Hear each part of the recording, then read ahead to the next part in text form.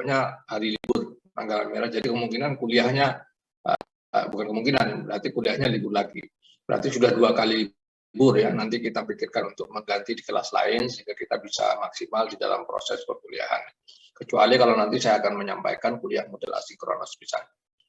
Adik-adik sekalian yang saya hormati, kemarin kalau tidak salah saya sudah menyampaikan beberapa materi, salah satunya terkait dengan syarat material yang diperlukan, yang kemudian menyampaikan kita untuk mengidentifikasi apa saja hal-hal yang perlu ada di dalam gugatan atau sebagai syarat material dari suatu gugatan. Yang pertama kemarin kita sudah mendiskusikan adalah terkait dengan identitas dari para pihak yang berperkara, sudah ada penjelasan mengenai hal itu. Kemudian yang berikutnya adalah materi yang terkait dengan fundamentum petendi atau posita. Ya. Kemarin juga sudah mulai dijelaskan apa kurang lebih isi pengertian daripada fundamentum petendi atau posita dari suatu gugatan itu ya, yang secara sederhana didefinisikan sebagai dalil-dalil peristiwa ataupun fakta yang dikemukakan oleh penggugat ya. Secara sederhana biasanya ada yang mengatakan ada 2 materi yang ada di dalam posita suatu gugatan atau fundamentum petendi, yaitu yang disebut dengan factual ground and legal ground ya.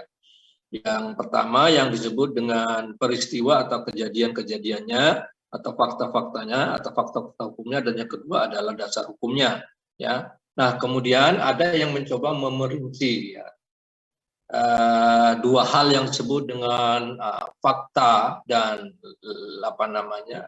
dasar hukum itu kalau dielaborasi apa toh. Nah, kemarin saya sudah kalau tidak salah sudah menyebutkan ada yang disebut dengan yang pertama objek perkara, setidaknya ada 5 ya elaborasinya lebih lanjut. Yang pertama yang disebut dengan objek perkara, kemudian fakta-fakta hukum ya, kemudian ada kualifikasi perbuatan dari tergugat, dan yang selanjutnya ada uraian kerugian yang diderita, dan kemudian hubungan posita dengan petitum, yaitu diminta di situ untuk melihat korelasi antara posita dengan petitumnya, fakta-fakta dan dasar hukumnya dengan tuntutan yang ingin diajukan ya.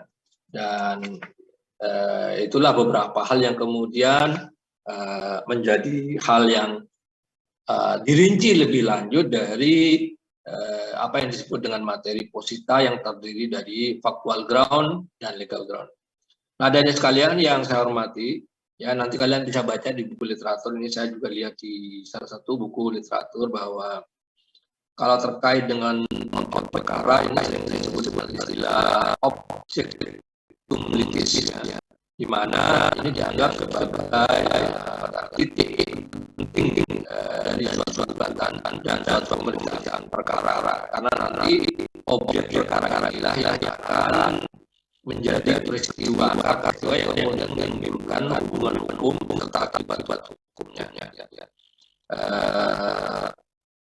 Baik objek hukum di sini yang takut objek umum dalam hukum orang objek hukum dalam perdata. Nah, sekarang yang perlu kalian perhatikan adalah tentang fakta hukumnya atau tadi yang disebut dengan beberapa hal yang disebut sebagai elaborasi lanjut ya. Saya akan menjelaskan karena beberapa hal itu kalau fakta hukum berarti adalah semua peristiwa atau kejadian yang dianggap menimbulkan persengketaan di antara kedua pihak, sehingga kemudian terjadi yang namanya dispute yang diselesaikan di pengadilan dalam gugatan ya. Ini fakta hukum ini kemudian yang diceritakan yang sumber dari lagi selesaikan di pengadilan. Tentu saja kalau pengadilan dengan menekankan kepada aspek kerugian daripada para pihak. Kemudian kalau kualifikasi perbuatannya ini lebih kepada bagaimana pihak penggugat itu mengkualifikasi pihak penggugat ya, bahwa di dalam pihak penggugat berupaya untuk memberikan kajian mengenai potensi kerugian yang diderita karena perbuatan yang dilakukan oleh pihak penggugat. Jadi kalau menyangkut itu terkait dengan wilayah kerugiannya kita. Kemudian kalau kualifikasi perbuatan, jadi ada fakta, ada kualifikasi perbuatan, ada uraian. Kalau uraian kerugian ini berarti kerugian yang diperinci terkait dengan potensial kerugian yang oleh penggugat akibat perbuatan yang penggugat. Kemudian yang sebelumnya ada kualifikasi perbuatan tergugat di mana kemudian dicoba dirumuskan. Kalau ada perbuatan material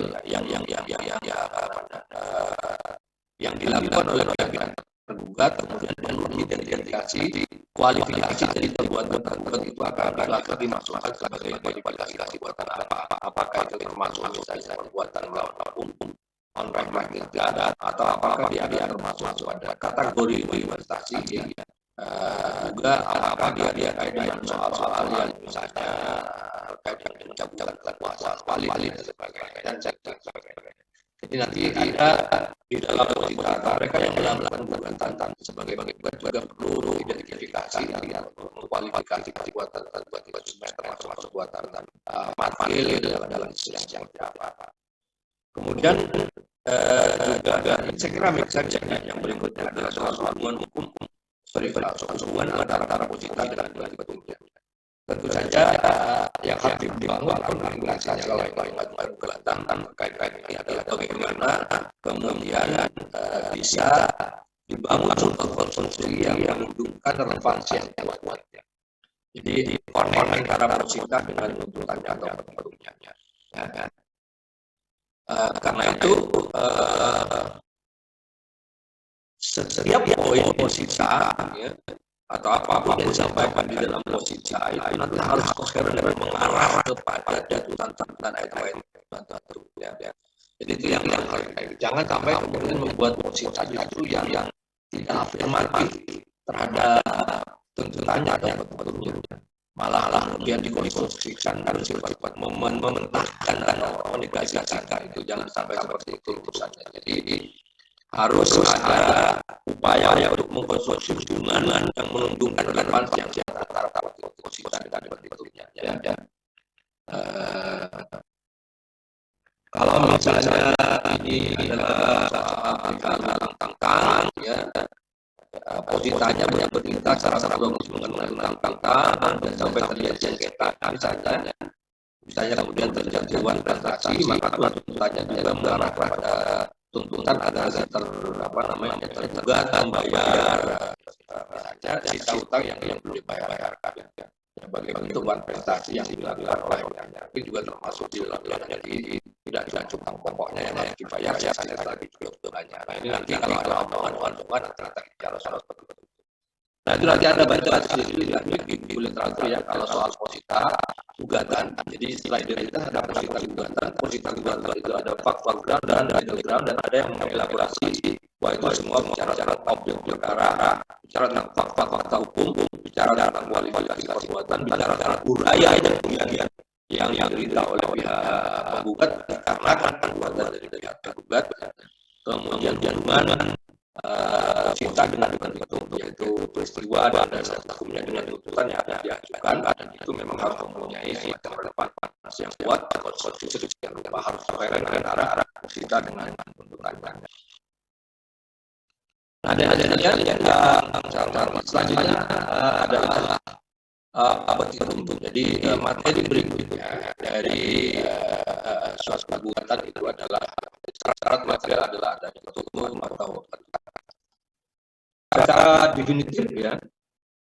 Yang dimaksudkan dengan tuntutan itu adalah perumusan yang disampaikan oleh penggugat di dalam gugatan. Jadi bagaimana penggugat kemudian berupaya merumuskan sesuatu yang disampaikan oleh penggugat dalam suatu gugatan berupa permintaan atau tuntutan tertentu agar hakim memutus secara sedemikian rupa sesuai dengan yang diharapkan oleh penggugat.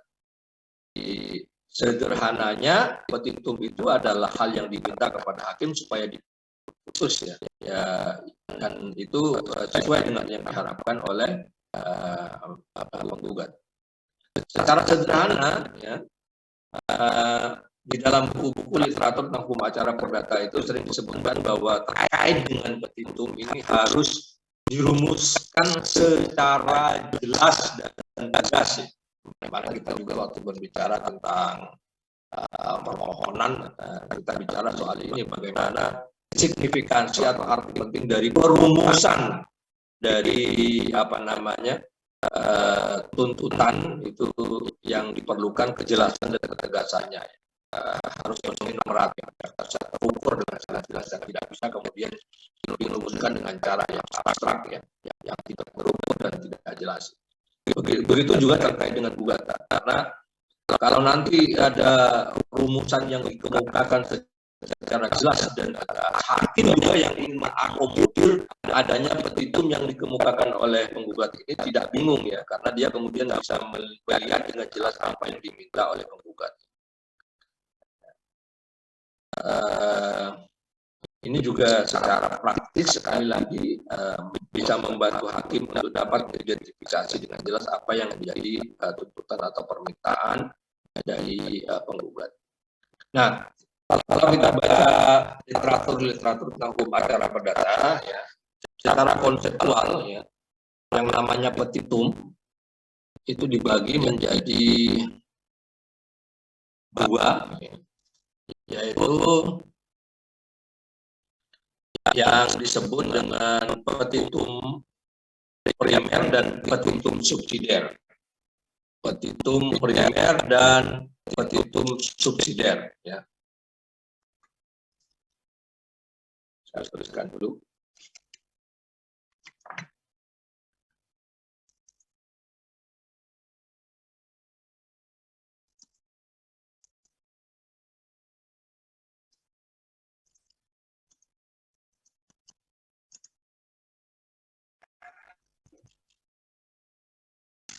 Ya.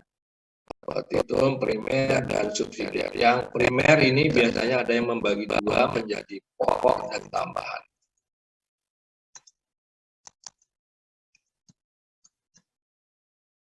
Jadi ada yang membuat sistematika seperti itu, tapi di beberapa buku ada yang kemudian membuat tuntutan pokok dan tuntutan tambahan. Jadi tuntutan pokoknya itu tuntutan pokok, tuntutan tambahan,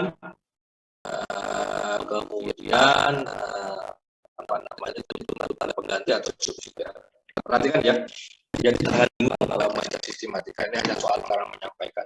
Jadi beberapa buku itu dibuat menjadi petitum itu ada dua, primer dan subsidiar. Primer dibagi menjadi dua, pokok dan tambahan. Tapi ada yang langsung membahasakannya dengan tuntutan itu ada tiga jenisnya, tuntutan pokok, primer, kemudian tuntutan tambahan, dan ada yang menyebut lagi dengan istilah tuntutan pengganti, ya, atau disebut dengan istilah subsidiar, ya. Jadi ada yang Anda perhatikan yang Anda tidak bingung dengan hanya soal pembahasan. Jadi ada yang membuat tuntutan itu menjadi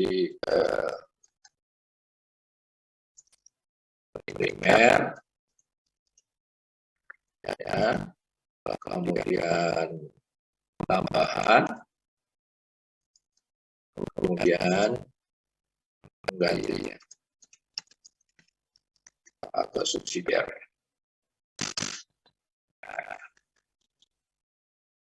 Nah, itu Anda supaya tidak bingung, ada tuntutan pokok, primer, ada tuntutan tambahan, dan ada tuntutan pengganti atau disebut dengan istilah subsidiar. Sekali lagi itu hanya cara membahasakan saja.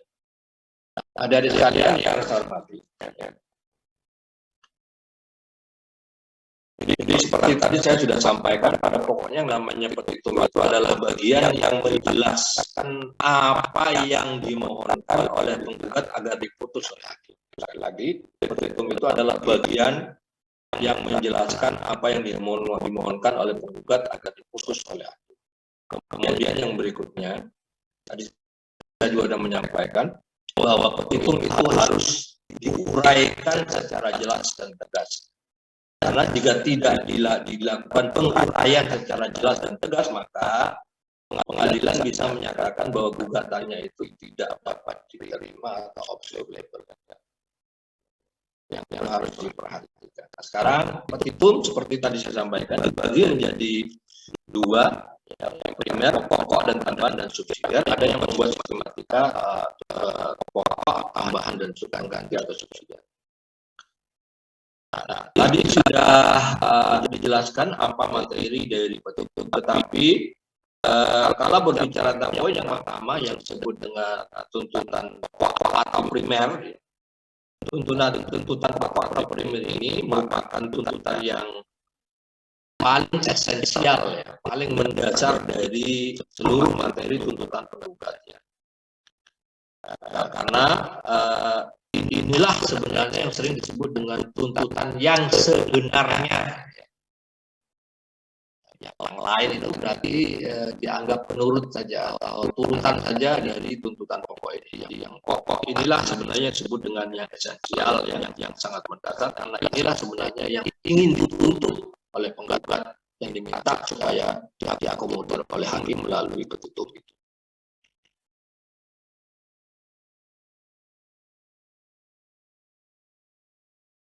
Kemudian yang kedua adalah tuntutan tambahan. Tuntutan tambahan ini bersifat melengkapi tuntutan pokok. Berarti kalau yang tadi primer, kalau ini bersifat komplement. Tuntutan tambahan ini merupakan tuntutan yang melengkapi tuntutan pokok dan tidak berkaitan langsung dengan pokok perkara atau objek hukum litisnya.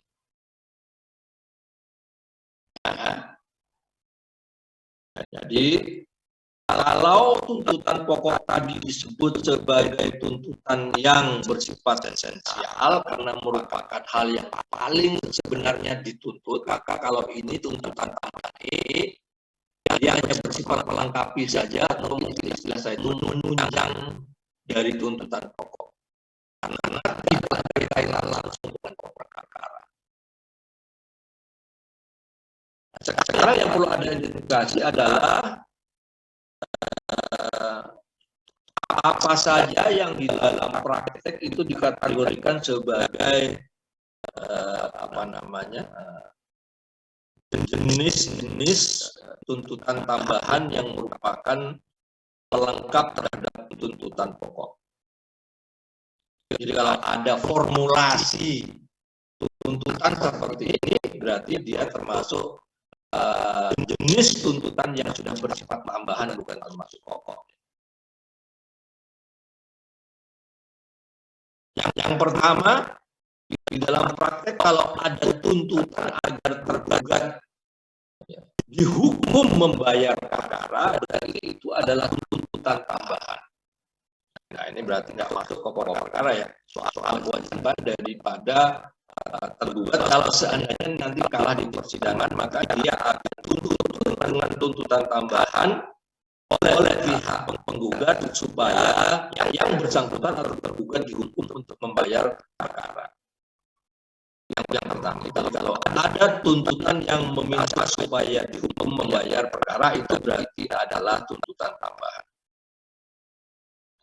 Yang kedua, yang berikutnya, contoh dari tuntutan tambahan, yaitu kalau ada formulasi tuntutan atau rumusan tuntutan yang menuntut supaya suatu putusan dapat dijalankan terlebih dahulu, ya, meskipun sedang ada upaya perlawanan. Nah, ini perlawanan nanti kita akan bahas sebagai bentuk upaya hukum. Kemudian banding ataupun kasasi. Tuntutan agar putusan, jadi tuntutan yang dirumuskan oleh penggugat supaya putusan yang didapatkan itu nggak usah nunggu berkekuatan hukum tetap atau inkrah, tetapi bisa langsung dieksekusi. Ini yang biasanya disebut dengan meminta putusan serta-merta. Permintaan, jadi petitumnya itu meminta putusan serta-merta. Putusan serta-merta. Ya, bahasa Belandanya which Forbar bis foras. Nanti cari ya, pokoknya putusan serta merta bahasa Indonesianya itu VB. Gitu ya. Ada sekalian yang hormati. Nanti kalau Anda belajar tentang pelaksanaan putusan atau eksekusi, materi yang harus disampaikan setelah ujian tengah semester, ya, kita belajar tentang asas-asas penting di dalam eksekusi itu. Antara lain, eksekusi itu sebenarnya dilakukan terhadap kekuatan putusan yang sudah berkekuatan hukum tetap. Ya. Tetapi ada pengecualian. Salah satunya, ya, kalau seandainya itu adalah putusan serta merta. Nah, putusan serta merta ini adalah putusan yang diminta pada waktu mengajukan gugatan oleh pengadilan. Saya mengeluarkan putusan yang bersifat serta merta. Jadi terhadap suatu putusan tidak harus menunggu berkekuatan hukum tetap, dia diminta supaya bisa langsung dieksekusi. Nah, ini yang dikategorikan sebagai putusan serta merta. Kalau ada penggugat yang meminta putusan jenis ini, ya berarti dia mengajukan tuntutan tambahan. Kemudian yang berikutnya adalah tuntutan provisional.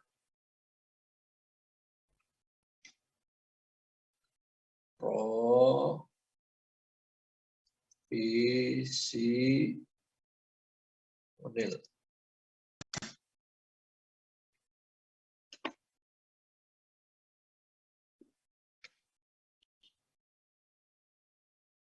Jadi biasanya yang namanya tuntutan profesional ini adalah tuntutan yang meminta supaya dilaksanakan suatu tindakan sementara yang dirasakan mendesak sebelum dijatuhkan putusan akhir. Berarti ini nanti mintanya dia supaya ada penetapan terkait dengan putusan provisional. Jadi putusan itu kalau dilihat dari waktunya kan ada putusan yang di akhir dan putusan di sela-sela persidangan. Nah, itu diminta oleh para pihak, dituntut oleh para pihak supaya dikeluarkan oleh pengadilan, ya, oleh majelis hakim karena ada hal-hal yang diperlukan terkait dengan kemendesakan tertentu, ya. Jadi ada tuntutan profesional, yaitu tuntutan agar dilaksanakan tindakan sementara yang sangat besar. Nanti keluar kemudian yang namanya putusan profesional. Jadi direspon dengan putusan profesional. Ya. Misalnya kalau di pengadilan agama itu sering terjadi, ya, tuntutan profesional ini diajukan ketika berkenaan dengan tindakan sementara yang diperlukan untuk menjamin terpenuhinya kebutuhan istri dan anak-anak di dalam keluarga, di mana meminta supaya suami yang dihukum membayar sejumlah nafkah sampai dengan adanya putusan yang berkekuatan hukum tetap. Jadi begini, di dalam persidangan yang terkait dengan perceraian, entah itu mungkin di peradilan agama atau di peradilan umum, sering sekali mungkin kalau ada gugatan cerai yang diajukan misalnya oleh istri kepada suami, ya, dan itu masih dalam proses persidangan, belum ada putusan akhirnya, ya, suami ini kemudian merasa kewajibannya untuk memberikan nafkah kepada istri dan anak-anaknya ini kemudian sudah tidak diperlukan lagi, ya. Nah, itu tidak boleh karena itu kemudian di dalam gugatannya hakim itu penggugat meminta hakim untuk melakukan tindakan profesional dengan mengajukan tuntutan profesional sehingga kemudian yang namanya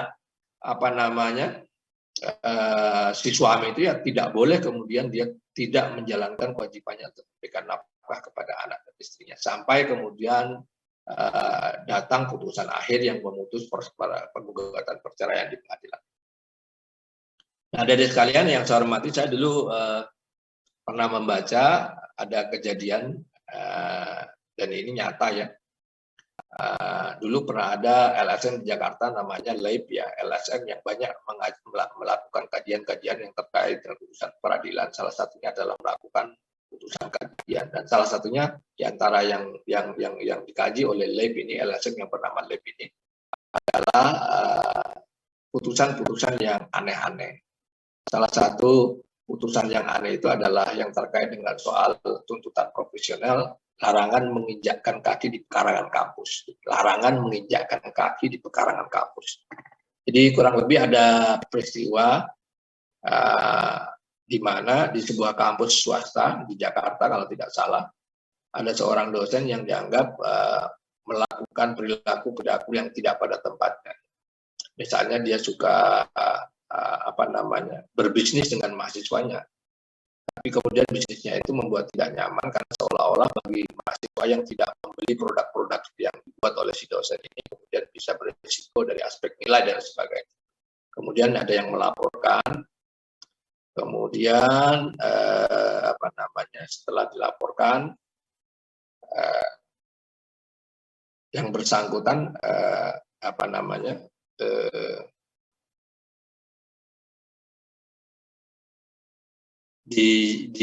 disanksi oleh perguruan tingginya. Setelah disanksi, kemudian yang bersangkutan ternyata tetap datang ke kampus, ya, ngotot untuk datang ke kampus walaupun tidak melakukan kegiatan atau aktivitas belajar mengajar, sehingga waktu itu kemudian ada gugatan dari mahasiswanya yang diajukan ya ke pengadilan.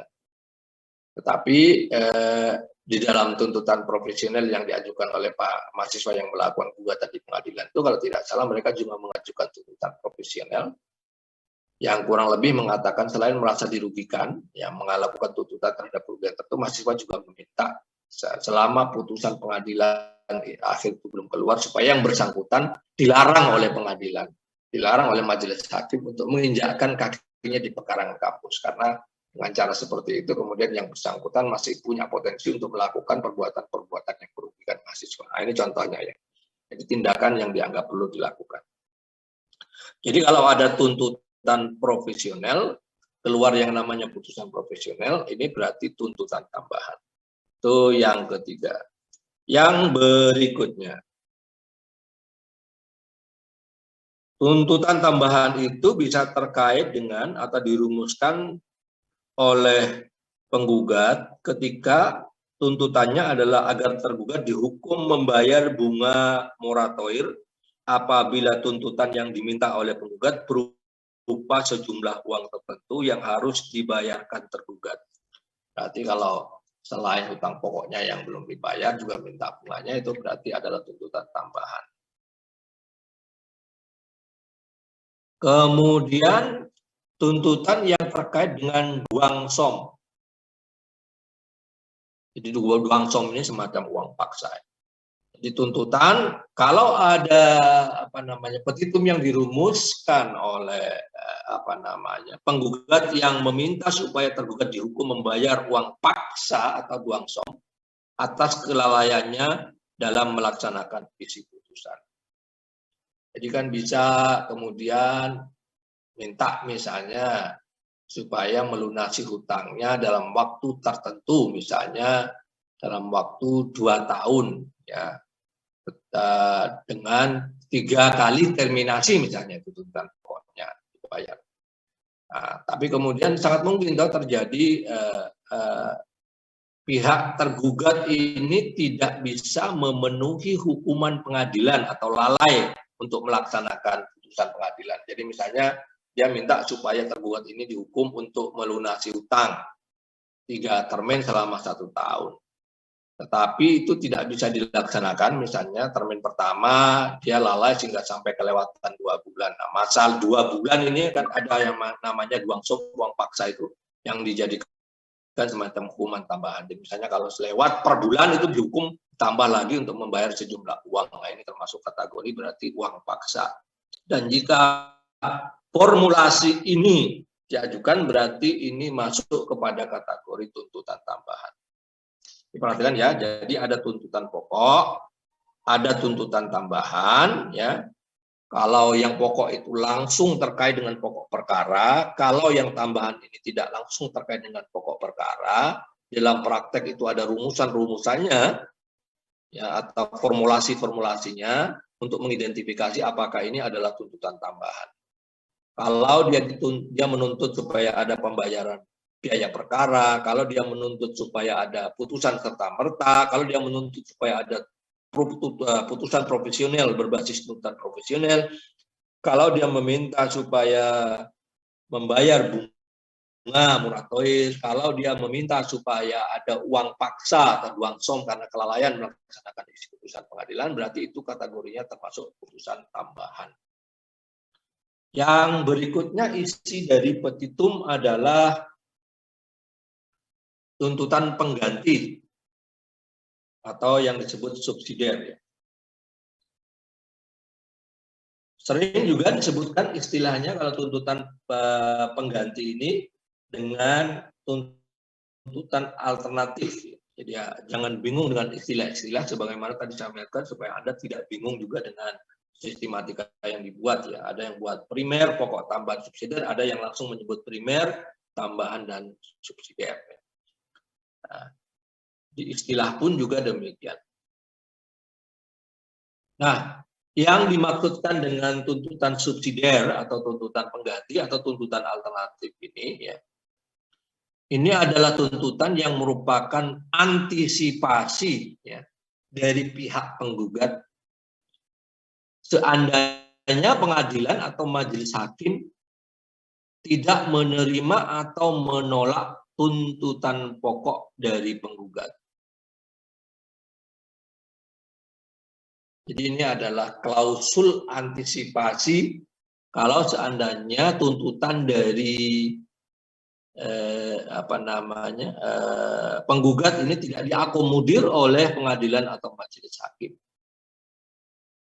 Atau majelis hakim menolak tuntutan pokok dari pengadilan.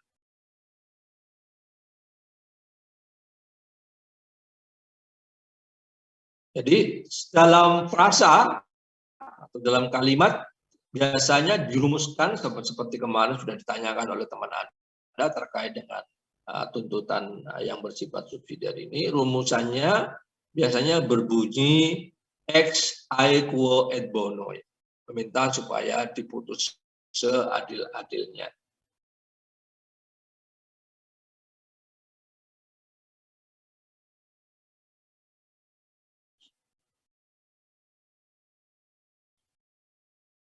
Kalau ditanya,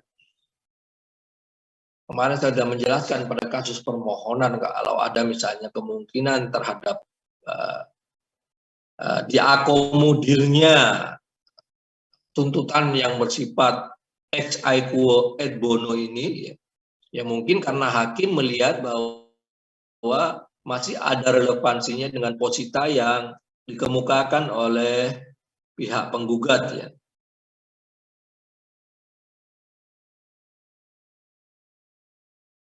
Jadi kemudian dari sudut itu kita bisa mengerti kalau seandainya di dalam praktik sebagaimana kemarin disampaikan oleh teman Anda, hakim misalnya mengakomodir tuntutan yang seperti ini. Demikian juga karena kalau kemarin itu permohonan dan hakim itu melakukan pengadilannya sebagai tindakan yang lebih bersifat administratif dan punya yang namanya kewenangan yang bersifat diskresi, maka mungkin saja kemudian hakim mengakomodir sesuatu tuntutan di permohonan yang tidak diuraikan secara tegas dan hanya bersifat ex aequo et bono. Lain halnya di dalam praktek gugatan ya, bahwa walaupun ada filosofi yang kemudian seolah-olah diperkenankannya merumuskan dengan subsidiar ini adalah secara filosofi merupakan penggambaran adanya harapan dari pihak penggugat agar majelis hakim memberikan putusan yang dapat memenuhi rasa keadilan dari pihak. Namun pada prakteknya ya, di dalam peradilan perdata tidak dibenarkan hakim mengambil tuntutan pokok dan pengganti secara bersamaan. Karena bisa menyebabkan yang namanya kekacauan di dalam penerapan hukum acara. Hakim dalam hal ini harus memilih Salah satu di antaranya apakah kemudian akan mengambil tuntutan pokok atau sekaligus atau memilih yang satunya yaitu tuntutan pengganti.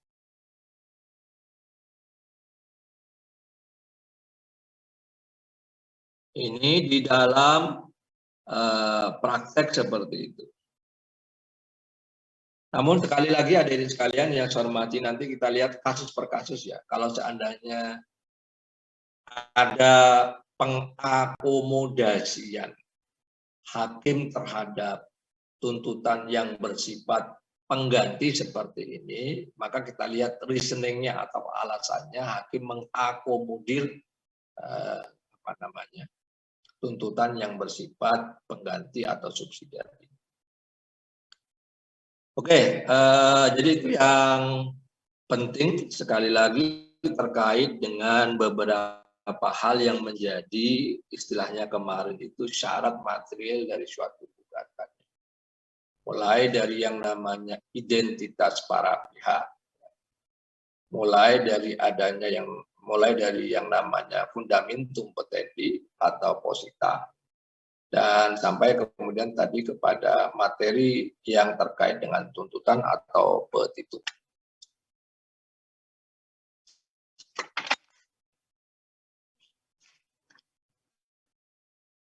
Penjelasan tambahan berikutnya dari saya terkait dengan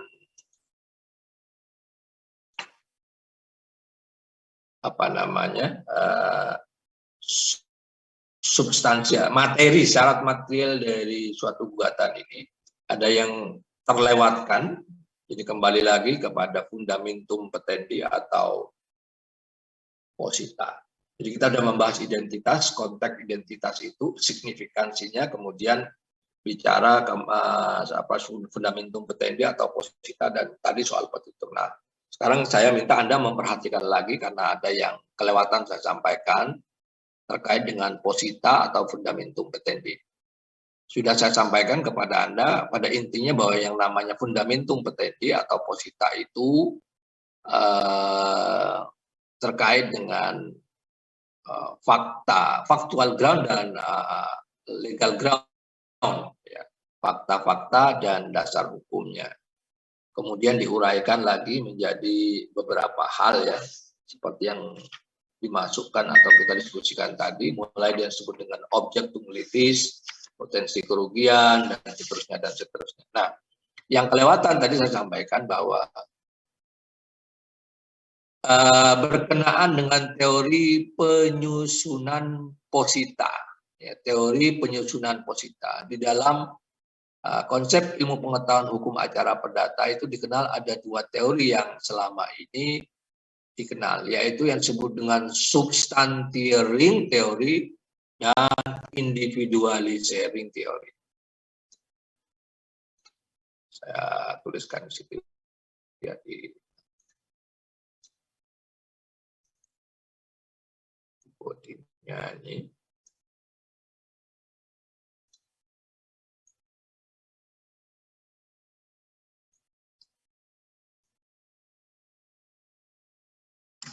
Ya, jadi pada saat menyusun mengenai berarti factual ground-nya atau peristiwanya, ya, pertama, maka ada dua teori yang dijelaskan di dalam buku tentang hukum acara perdata. Yang pertama yang disebut dengan substantiering teori dan yang kedua individualisering teori.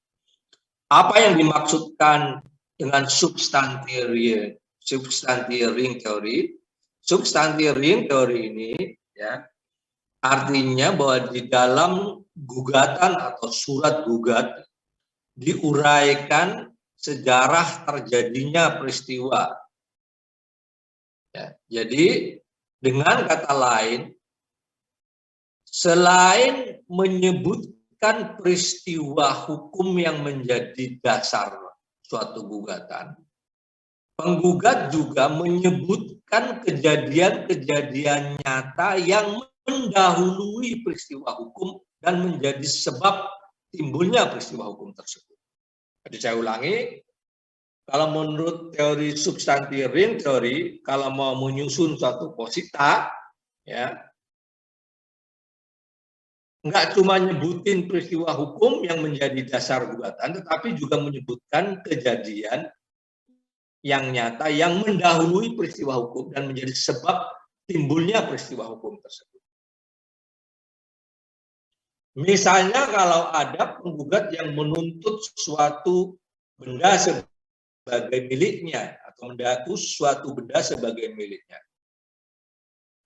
Ya, menurut teori substansi ring teori, di dalam gugatannya penggugat tidak cukup hanya menyebutkan bahwa dia merupakan pemilik benda itu, tetapi juga harus menyebutkan sejarah kepemilikannya. Jadi misalnya dia perlu menjelaskan apakah dia dulu memilikinya secara historis dengan cara membeli, apakah dia memiliki dengan cara mewaris, misalnya, atau mendapatkan warisan, atau apakah dia menjadi pemilik dari suatu benda itu karena hadiah, dan seterusnya. Kalau itu yang digunakan dalam perumusan atau penyusunan fundamentum PTB, berarti itu menggunakan pendekatan substansi ring teori. Nah, teori ini sudah ditinggalkan saat ini. Berarti kalau sudah ditinggalkan, sekarang yang dipakai bukan teori ini, melainkan satunya, yaitu yang disebut dengan individualisering teori. Individualisering teori. Di mana menurut teori ini, ya, di dalam suatu surat gugatan yang perlu diuraikan oleh pihak penggugat, ya, adalah kejadian-kejadian yang menggambarkan hubungan hukum yang menjadi dasar suatu tuntutan tanpa harus menyebut sejarahnya. Berarti kebalikannya ya. Kalau tadi bahasanya itu hubungan hukum, iya ya kan. Hubungan hukum yang menjadi dasar tuntutannya itu iya, berarti kalau substansi juga harus disebut sejarahnya. Kalau ini berarti kebalikannya, hubungan hukum yang menjadi dasar tuntutan itu iya, tetapi ini tanpa menyebut sejarahnya atau peristiwa-peristiwa yang mendahului. Kalau saya berikan kembali contohnya seperti tadi, ya, kalau ada gugatan yang diajukan oleh pihak penggugat yang menuntut kepemilikan atau mendaku kepemilikan suatu benda, ya, maka di dalam gugatannya dia cukup menyebutkan bahwa dia merupakan pemilik benda itu.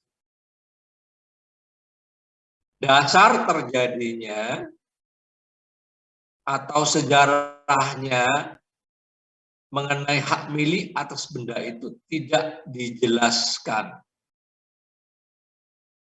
Kenapa? Karena nanti hal tersebut akan dikemukakan di persidangan dengan disertai bukti-bukti. Jadi ini berarti soal menempatkan sesuatu pada tempatnya saja ya. Jadi kalau tadi mungkin yang substansi teori itu sampai ngomong sejarah itu dianggap tidak terlalu penting ya. Nanti saja berarti di gugatannya mungkin yang pokok-pokok dulu ya kan. Setelah itu kalau ada keperluan mengenai soal-soal yang berkait dengan historikal atau sejarah atau hal-hal yang mendahului, itu nanti bisa dikemukakan pada waktu di persidangan, di pembuktian pada saat sesi pembuktian. Jadi bukan pada saat pengajuan gugatan. Ya.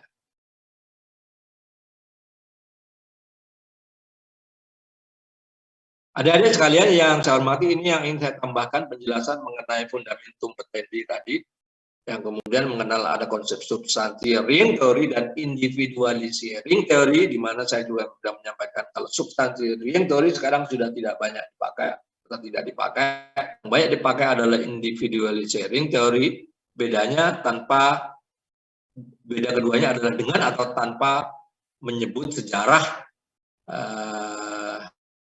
kemudian yang berikutnya adalah soal kalau ada kebutuhan untuk menjelaskan sesuatu yang bersifat sejarah atau peristiwa yang mendahului, itu nanti disampaikan bukan pada saat pengajuan gugatan, tetapi pada saat sesi pembuktian di persidangan. Ini penjelasan tambahan mengenai fundamentum petendi. Berarti itu nanti Anda masukkan ke dalam materi tentang fundamentum petendi atau posita. Nah, kalau kita lihat jurisprudensi Mahkamah Agung yang terkait dengan penyusunan gugatan, maka ada beberapa hal yang harus diperhatikan ya, karena jurisprudensi ini juga merupakan norma ya.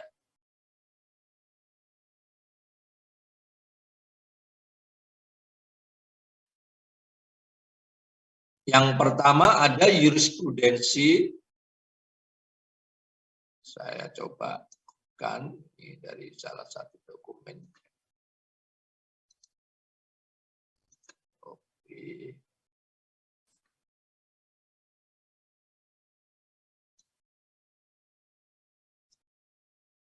Ya. Putusan Mahkamah Agung tanggal 15/3/1970, nomornya tahun 1972. Ya. Jurisprudensi ini menyatakan bahwa orang bebas menyusun dan merumuskan surat gugatan asalkan cukup memberikan gambaran mengenai kejadian material yang menjadi dasar tuntutan. Jadi gampangnya kan sebenarnya ya, kalau ada istilah syarat material, kemudian ada syarat atau teori untuk menyusun gugatan, itu absah-absah saja. Tetapi kalau kita baca putusan Mahkamah Agung atau jurisprudensi ini, maka sebenarnya intinya itu terkait dengan penyusunan dan perumusan surat gugatan. Yang penting itu bisa memberikan gambaran tentang kejadian material yang menjadi tuntutannya. Ya, itu ada jurisprudensi Mahkamah Agung yang ngomongin soal itu. Kurang lebih sama juga pernah ada jurisprudensi Mahkamah Agung yang mengatakan bahwa apa yang dituntut harus disebut dengan jelas. Saya kopikan sebentar.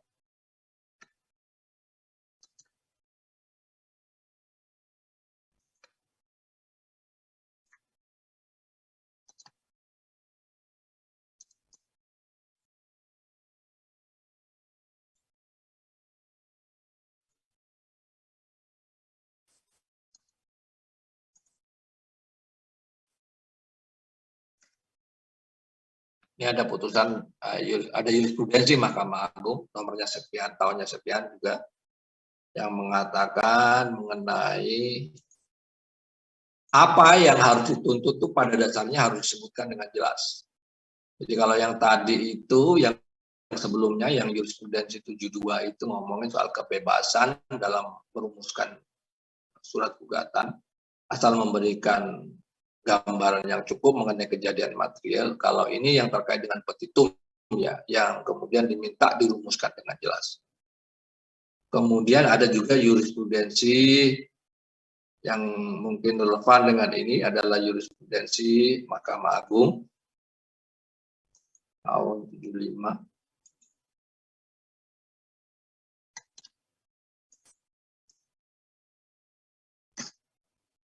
Kalau ini jurisprudensi tentang mengenai pihak-pihak mengenai kewajiban untuk mencantumkan secara lengkap pihak-pihak yang berperkara.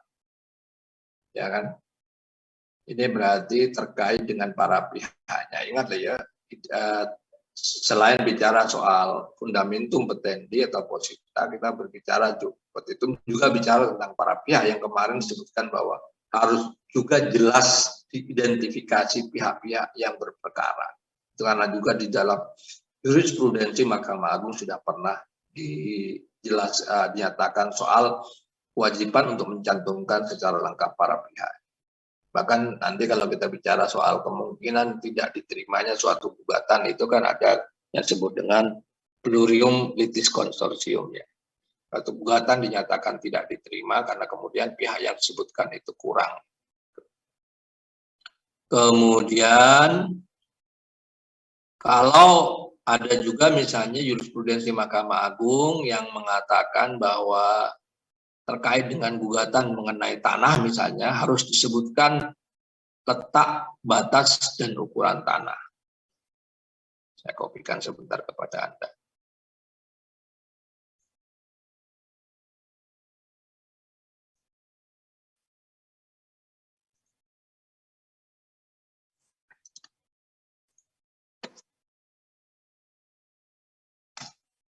Ya. Jadi ini 4 jurisprudensi Mahkamah Agung ini sekali lagi menegaskan mengenai apa yang tadi disebut dengan syarat material itu ya. Pertama, kejelasan rumusan dalam fundamentum petendi, ketegasan di dalam petitum ya.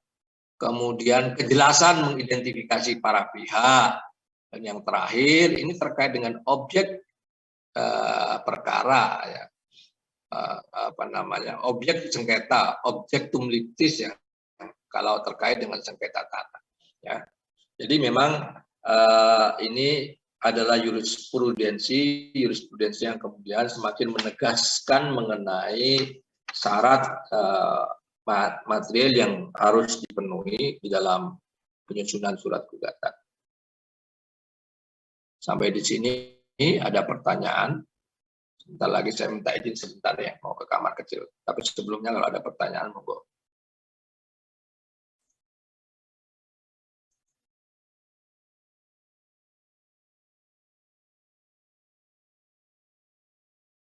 Kalau tidak ada, saya minta izin sebentar, saya mau kamar kecil sebentar ya. Izin dulu sebentar, saya mau kamar kecil.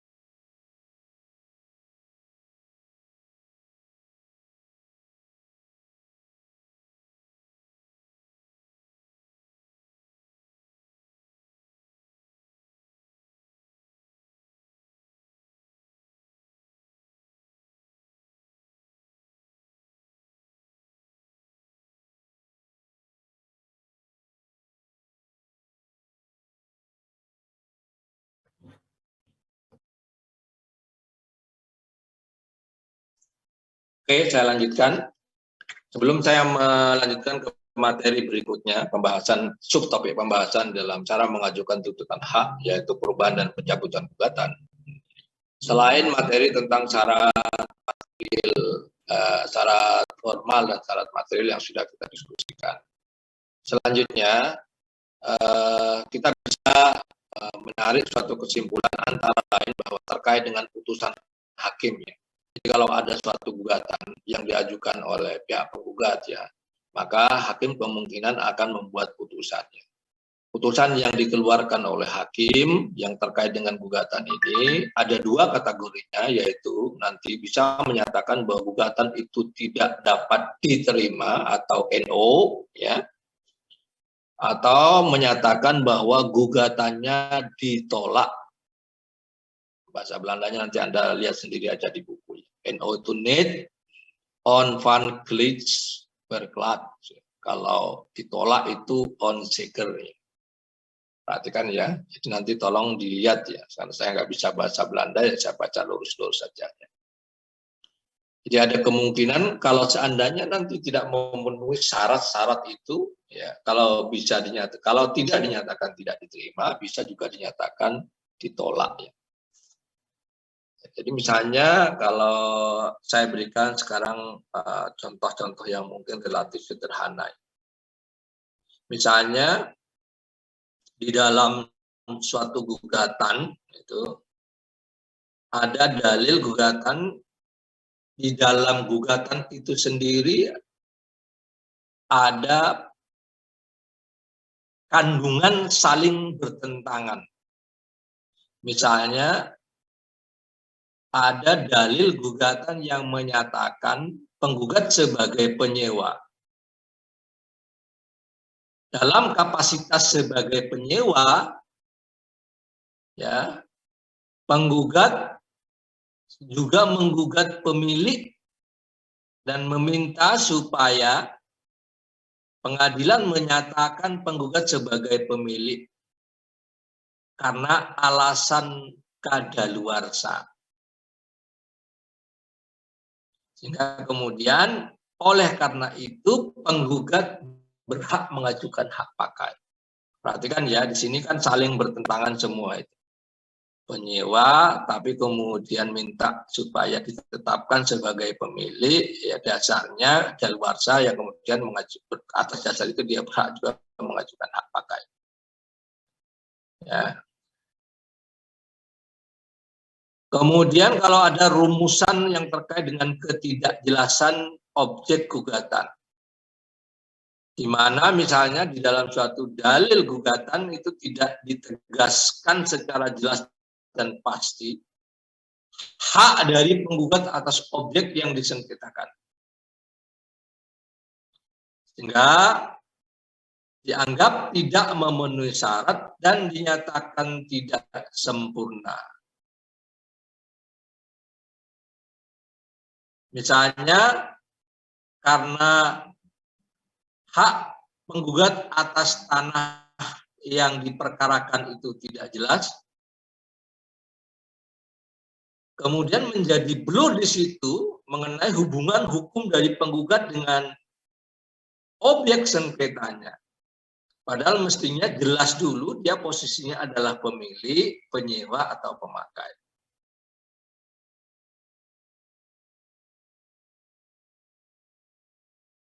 Nah, ini adalah contoh-contoh dari berbagai sengkarut atau ketidakjelasan suatu gugatan yang kemudian bisa dianggap tidak mempunyai dasar hukum. Nah, tadi saya sudah menyebutkan bahwa tidak semua gugatan itu diakomodir oleh pengadilan atau majelis hakim. Nanti bisa terjadi kemungkinan gugatan itu dinyatakan tidak diterima, ya, karena tidak memenuhi syarat formal ataupun tidak dibuat menurut hukum yang berlaku. Ini kalau gugatan dinyatakan tidak diterima atau di NO ya. Nah, dia kalau kategorinya adalah Di NO maksudnya adalah menolak gugatan di luar pokok perkara. Kalau kasusnya adalah dinyatakan tidak diterima atau ditolak di luar pokok perkara gugatannya, maka penggugat masih bisa untuk mengajukan kembali gugatannya ataupun banding.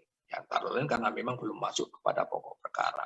Tapi kalau terjadi hal seperti ini berarti dinyatakan tidak diterima. Kemudian kemungkinan yang kedua gugatannya ditolak atau on-seeker karena gugatannya ini dianggap tidak beralasan, ya, bertentangan atau tidak sesuai dengan hukum atau tidak mempunyai dasar hukum. Putusan ditolak ini adalah penolakan terhadap gugatan setelah mempertimbangkan pokok perkara. Jadi perbedaannya dengan dinyatakan tidak diterima, itu berarti pada sudah sampai belum kepada persidangan mengenai pokok perkaranya.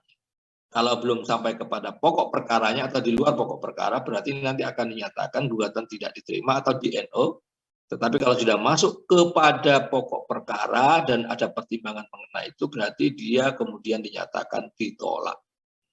Dalam hal penggugat gugatannya dinyatakan ditolak, ya, maka tidak ada upaya untuk kemungkinan mengajukan gugatan kembali.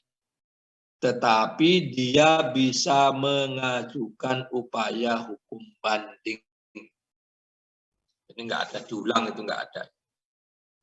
Jadi kalau Anda sudah belajar hukum acara perdata, saya sering berseloroh ya, kalau seandainya besok misalnya Anda mau ngelamar anak seorang dosen perempuan yang juga mengajar hukum acara perdata, kemudian Anda datang ke rumahnya untuk melamar anaknya, kemudian dinyatakan lamaran itu dinyatakan tidak diterima, berarti Anda jangan putus asa. Anda masih terbuka peluang untuk melamar kembali sepanjang syarat-syarat formalnya itu dipenuhi. Tetapi sepertinya kalau bapaknya si gadis itu yang kebetulan dosen hukum perdata, hukum acara perdata menyatakan menolak, berarti itu kemungkinannya sudah agak susah ya, karena kemudian itu lebih berat daripada sekedar dinyatakan tidak diterima. Jadi Anda bisa membedakan istilah tidak diterima dan dinyatakan ditolak.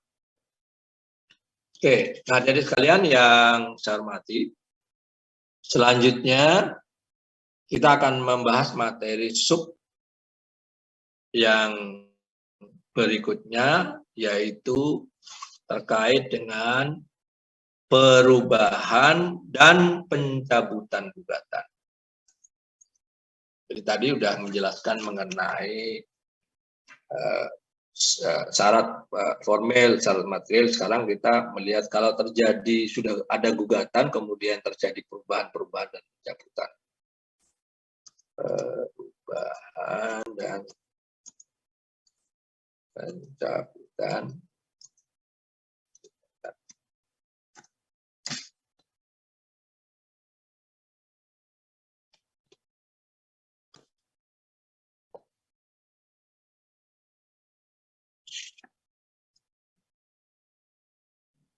Secara prinsip kalau berbicara mengenai perubahan gugatan, maka prinsipnya adalah yang namanya perubahan gugatan harus diajukan sebelum tergugat memberikan jawaban atas gugatan tersebut.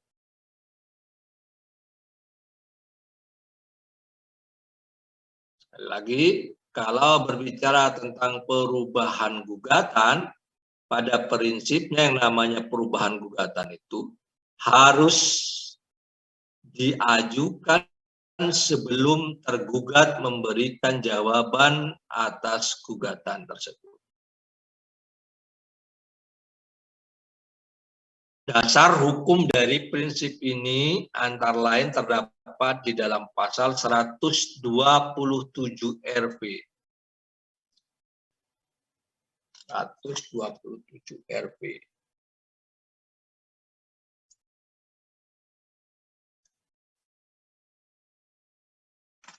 Ya, saya tulis ya. Pasal itu maksudnya, bukan RP. Pasal 127 RP yang menyatakan bahwa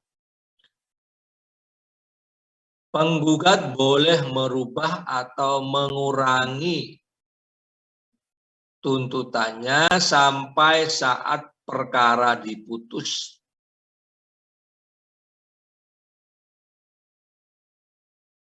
Tanpa boleh mengubah pokok gugatannya. Penggugat boleh merubah atau mengurangi tuntutannya sampai saat perkara diputus tanpa boleh mengubah atau menambah pokok gugatannya atau petitumnya. Ini berarti maksudnya penggugat boleh merubah atau mengurangi gugatannya sampai saat perkara diputus atau tanpa boleh mengubah atau menambah pokok gugatannya atau petitumnya.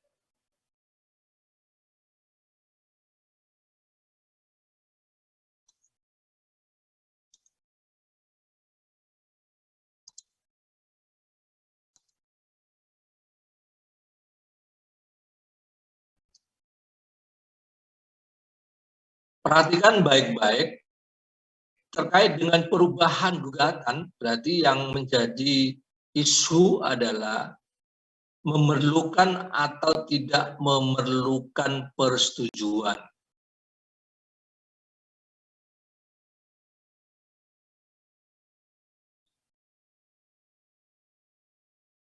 Kalau seandainya gugatan itu dilakukan perubahan dan belum ada jawaban, ada replik duplik, maka berarti dia tidak memerlukan persetujuan dari pihak tergugat.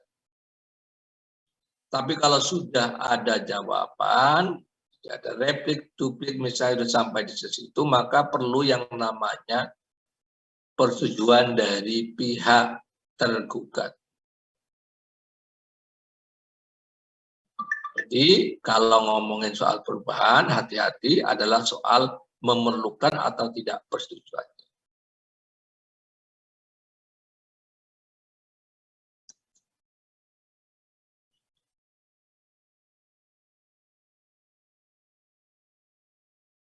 Kalau seandainya perubahan dilakukan setelah tergugat memberikan jawaban terhadap gugatan, maka hakim terlebih dahulu harus mendengarkan kedua belah pihak.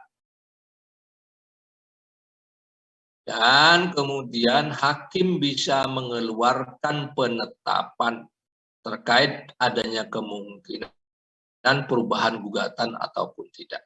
Tapi dalam hal ini sekali lagi memerlukan yang namanya persetujuan dari pihak tergugat.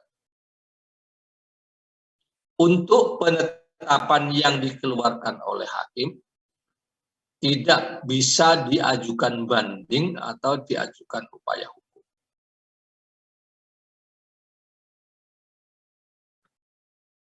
Saya ulangi lagi, kalau perubahan berarti prinsipnya adalah terkait dengan sampai di mana memerlukan dan tidak memerlukan persetujuan dari pihak tergugat. Ya. Kemudian mekanismenya adalah adanya pemanggilan kedua hakim kepada kedua belah pihak yang kemudian mengeluarkan penetapan kalau seandainya ada kemungkinan dilakukan perubahan gugatan. Terkait dengan perubahan gugatan, ya, ada beberapa hal yang perlu dicermati, bahwa kalau ada perubahan di dalam suatu gugatan, sampai sejauh mana atau seperti apakah perubahan-perubahan yang dilakukan dalam suatu gugatan. Karena kalau kita lihat spektrumnya, kita akan bertemu dengan beberapa hal yang bisa dikategorikan sebagai suatu perubahan gugatan. Yang pertama, kemungkinannya adalah perubahan itu dilakukan terhadap baik posita maupun petitumnya. Jadi perubahan itu bisa dilakukan baik terhadap posita maupun petitumnya, baik kepada factual ground, legal ground maupun petitumnya. Ya, petitum tadi sudah kita pelajari, bisa primer maupun subsidiar. Itu perubahan seperti itu yang pertama kemungkinannya. Yang kedua, perubahan itu hanya bersifat perbaikan terhadap hal-hal yang bersifat redaksional saja. Jadi ada redaksi-redaksi tertentu yang mungkin typo-typo, salah typo itu diperbaiki. Nah, itu berarti perubahan-perubahan yang bersifat perbaikan yang bersifat redaksional. Kemudian perubahan itu juga bisa dilakukan terhadap suatu gugatan dalam bentuk pengurangan. Jadi yang sudah ada baik bagian tertentu dari posita maupun petitumnya itu dikurangi. Dan yang terakhir kebalikan dari itu, penambahan bagian-bagian tertentu dari suatu posita maupun petitum. Itu adalah spektrum perubahan-perubahan yang mungkin terjadi terkait dengan kemungkinan gugatan dirubah oleh pihak penggugat. Selain tadi isu mengenai memerlukan persetujuan ataupun tidak memerlukan persetujuan. Kalau kita lihat norma di dalam pasal 127 RV, maka kita bisa menarik benang merah bahwa perubahan gugatan itu dibenarkan selama pemeriksaan perkara berlangsung, asalkan tidak merubah atau tadi menambah petitum dan atau peristiwa yang menjadi dasar tuntutannya. Jadi kalau melihat kepada ketentuan di dalam RP pasal 127, mungkin saja asal tidak merubah atau menambahkan sesuatu pada petitum atau pada positanya. Berarti kalau penambahan, kalau kembali kepada pasal 127 RW tidak boleh. Kalau tadi ada spektrumnya kan ada kemungkinan merubah dengan menambah. Tetapi kalau kita perhatikan HIR dan RBG misalnya, tidak ada pengaturan mengenai perubahan gugatan. Tetapi sekarang di dalam praktiknya terjadi perkembangan bahwa karena alasan-alasan yang bersifat praktikal atau practicality, alasan-alasan yang bersifat praktik ya di dalam peradilan, dan mulai diberlakukan asas hakim aktif. Perhatikan ya, kemarin asasnya itu diajarkan oleh Bu Anissa adalah hakim pasif. Tetapi hati-hati, bahwa dalam hal-hal tertentu, hakim itu bisa melakukan kegiatan aktif. Aktif dalam konteks apa, pasif dalam konteks apa, itu kemarin sudah dijelaskan. Nah, sekarang itu di dalam praktek juga ada praktek-praktek yang aktif ya. Kemarin saya juga menyebutkan ya beberapa itu kalau di dalam praktek seperti asas ultra petita itu juga ya disimpangi kadang-kadang. Padahal kan hakim itu hanya memberikan sesuatu sesuai dengan yang dituntut. Tapi kalau dia memberikan yang tidak dituntut, bagaimana dalam prakteknya ada. Itu artinya kan sekarang di dalam praktek itu bisa aktif yang melebihi dari sekedar yang diminta. Jadi kalau seandainya ada perubahan, itu bisa diizinkan asalkan tidak terlalu jauh dari kejadian materialnya, dari positanya yang menjadi dasar petitum. Dan tergugat tentu saja tidak kehilangan haknya untuk membela diri. Jadi dalam praktek kalau sekarang ya dilihat-lihat dulu kasusnya apakah perubahan itu kemudian menyimpang dari posita yang menjadi kejadian material yang menjadi dasar petitum. Kemudian yang kedua, jangan sampai merugikan pihak tergugat, dalam artian tadi ada forum di mana kemudian pihak tergugat bisa melihat untuk memberikan persetujuan apakah dia kemudian dirugikan atau masih punya hak untuk membela diri kalau seandainya dia mengakomodir atau pengadilan mengakomodir perubahan gugatan.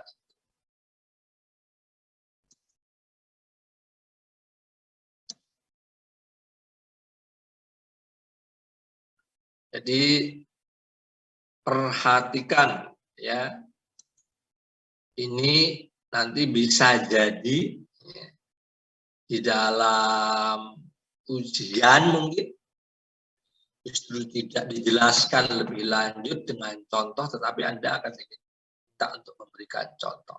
Dalam hal apa suatu perubahan itu bisa diperkenankan dan tidak bisa diperkenankan.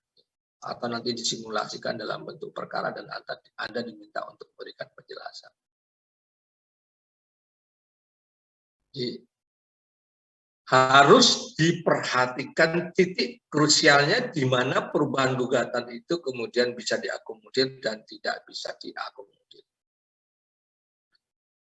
Prinsipnya tadi sudah diletakkan ya, asal tidak ada perubahan yang menyimpang atau bahasa saya itu signifikan perubahannya, asal tidak signifikan perubahannya dari kejadian material atau posita yang menjadi dasar dari suatu petitum dan kemudian tidak merugikan serta kemudian tidak menghilangkan hak dari tergugat untuk membela diri. Nah, saya akan berikan contoh di sini dalam bahasa yang sederhana ya untuk memudahkan Anda. Misalnya contoh dari suatu gugatan yang berubah secara signifikan yang dilarang atau tidak akan diakomodir itu.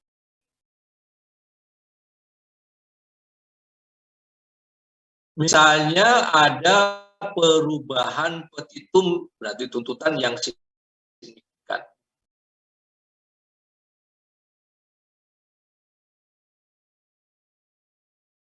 Pada awalnya penggugat memohon ganti rugi atas dasar wan prestasi.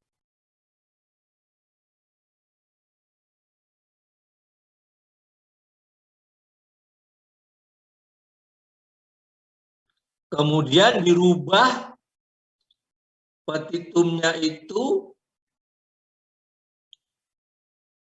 memohon agar tergugat tetap dipaksa memenuhi perjanjian atas dasar wan prestasi. Jadi satunya adalah soal berkonsentrasi petitumnya kepada ganti rugi karena cedera janji atau wan prestasi. Tetapi yang satunya lagi menggantinya supaya kemudian ya perjanjiannya supaya tetap dipenuhi. Jadi ini soal ganti rugi dan pemenuhan perjanjian yang dipaksa harus tetap dilakukan. Contoh perubahan petitum yang signifikan.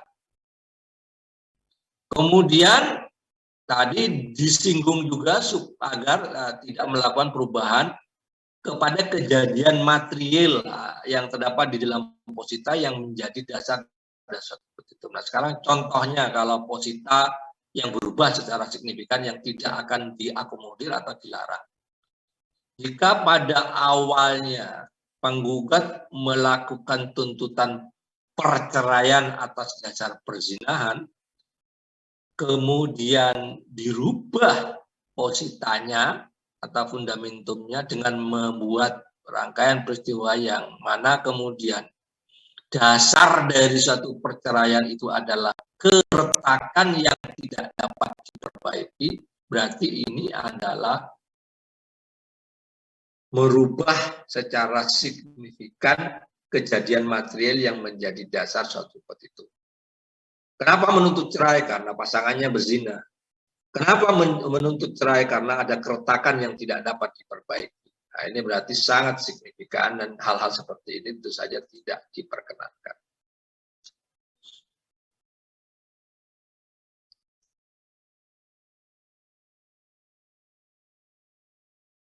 Sampai di sini ada yang mau bertanya? Oke, sudah jam 1.